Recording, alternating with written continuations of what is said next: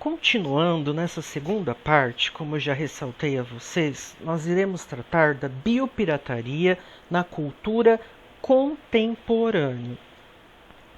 E falarmos em biopirataria é falarmos numa proteção aos animais. Ou seja, numa breve introdução, eu vou destacar alguns pontos para vocês. Mesmo ocorrendo há vários séculos, o conceito de biopirataria é referente e recente ao tráfico de organismos e de conhecimentos tradicionais de comunidades que vivem de grande biodiversidade.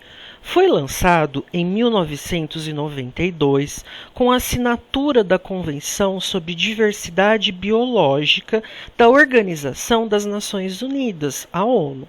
Nesse tratado, que circulou pelo Rio 92, foi estabelecido que os países têm soberania, têm poder sobre a biodiversidade de cada um dos seus territórios, dentro de cada uma das suas nações. Apenas 12 países em todo o mundo são considerados mega biodiversos e o Brasil está na liderança. Entretanto, essa abundância de vida é também um ponto vulnerável, porque a grande maioria dessas espécies ainda não foi reconhecida pelos pesquisadores locais. Isso as torna presas fáceis para laboratórios, empresas, instituições, pesquisadores, inclusive pesquisas internacionais, que venham buscar conhecimento e até mesmo patente, interferindo no mercado internacional dentro do nosso âmbito nacional. Mas pensemos, qual seria o meio de impedirmos a biopirataria? Bio, vida. Pirataria. Como eu vou piratear uma vida? O que é que vocês estão imaginando? A biopirataria é a exploração, a manipulação, a exportação ou a comercialização internacional de recursos biológicos que contrariam as normas da Convenção sobre Diversidade Biológica de 1992. O termo biopirataria foi lançado em 1993 pela ONG RAF, hoje ETC Group, pelo alerta sobre o fato do conhecimento tradicional e dos recursos biológicos estarem sendo acompanhados ou apanhados e patenteados por algumas empresas multinacionais e inclusive instituições científicas.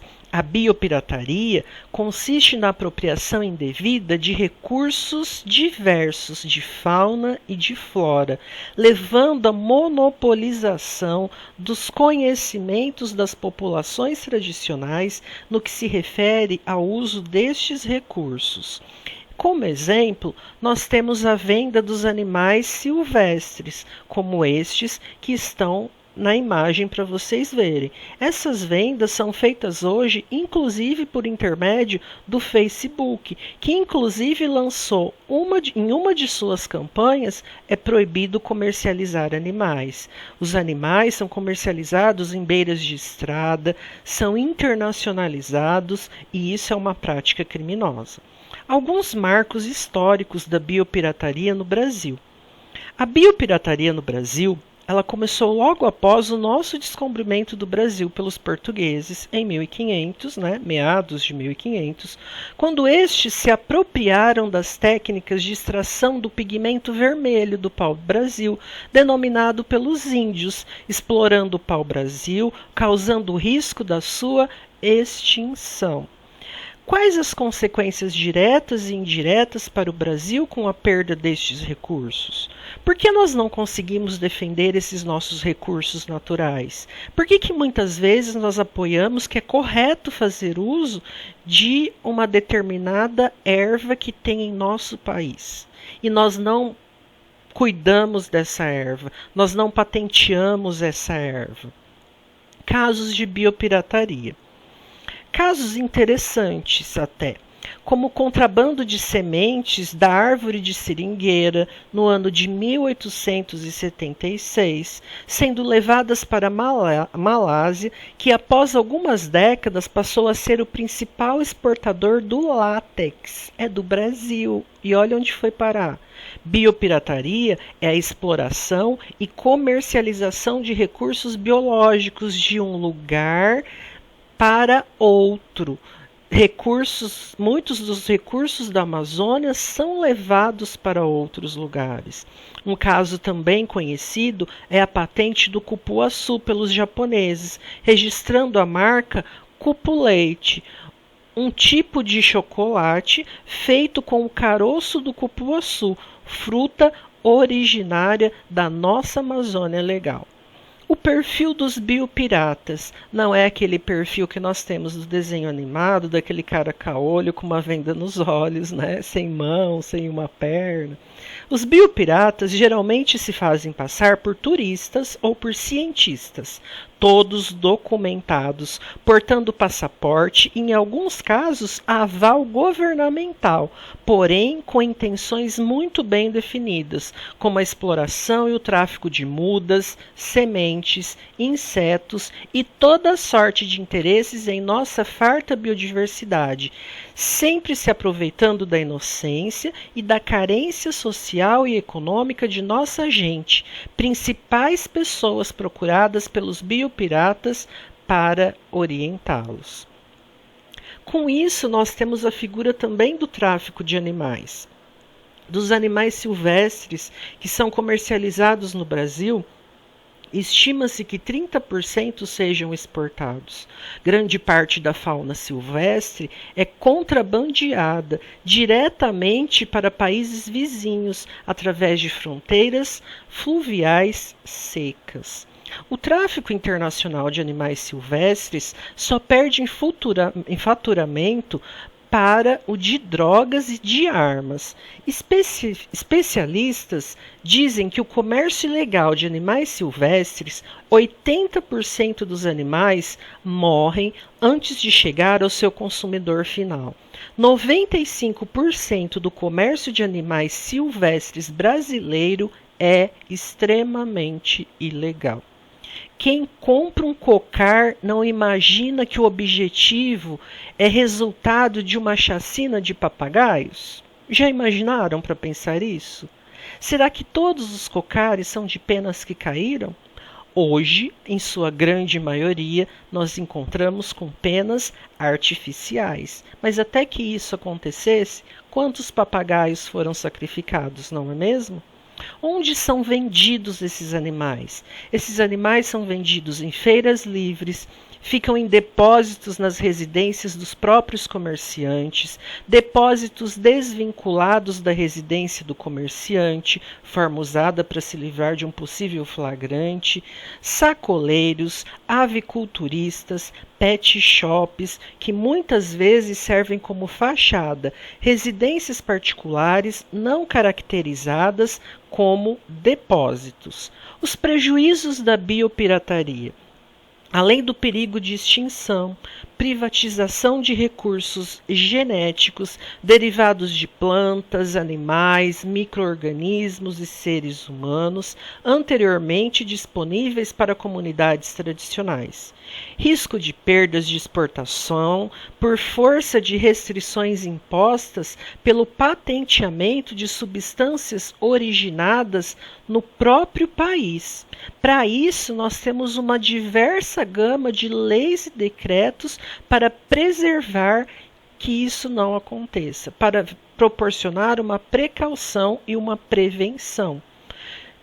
A Lei 5.197 de 1967 dispõe sobre a proteção à fauna, no qual proíbe a utilização, perseguição, destruição, caça ou apanha e o comércio de animais de quaisquer espécies em qualquer fase do seu desenvolvimento da fauna silvestre, bem como os seus ninhos.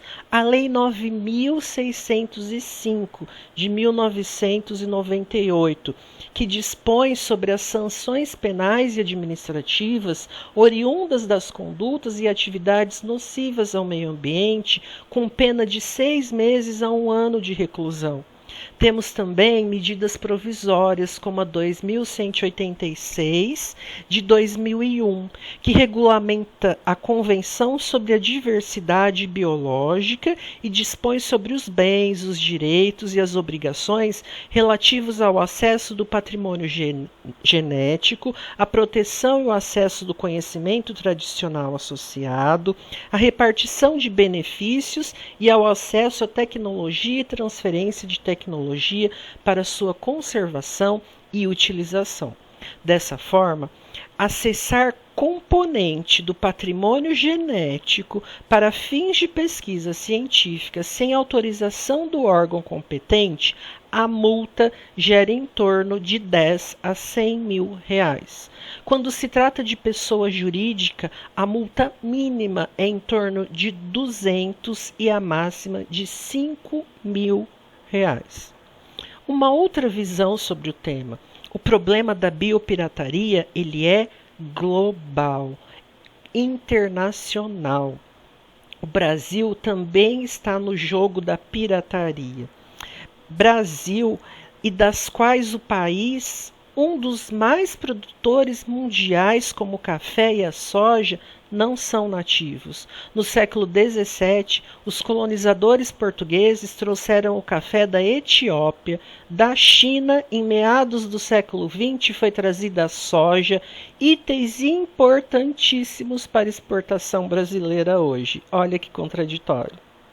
De uma certa forma, o Brasil também foi beneficiado com a biopirataria.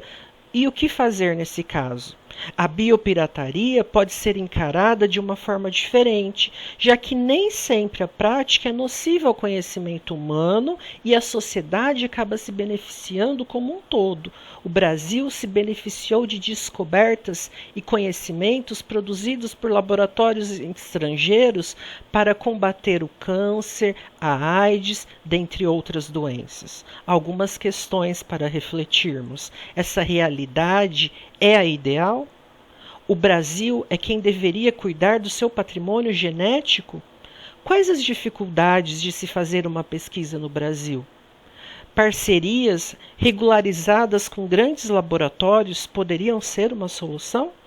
O financiamento da iniciativa privada viabilizaria as pesquisas? Propriedade intelectual. O desafio que o Brasil enfrenta é que os conhecimentos tradicionais ainda não têm propriedade intelectual. Portanto, ficam de fora da legislação e das normas de direito autoral, o que significa que os conhecimentos tradicionais ainda não possuem uma definição no atual sistema de proteção da propriedade intelectual. E o que nós devemos fazer nesse caso? Uma grande indagação. E com isso eu deixo para vocês algumas propostas de redação. A primeira delas, a atual conjuntura biodiversativa do Brasil e seus modos correntes de biopirataria. A atual conjuntura biodiversativa do Brasil e seus modos correntes de biopirataria ou de pirataria.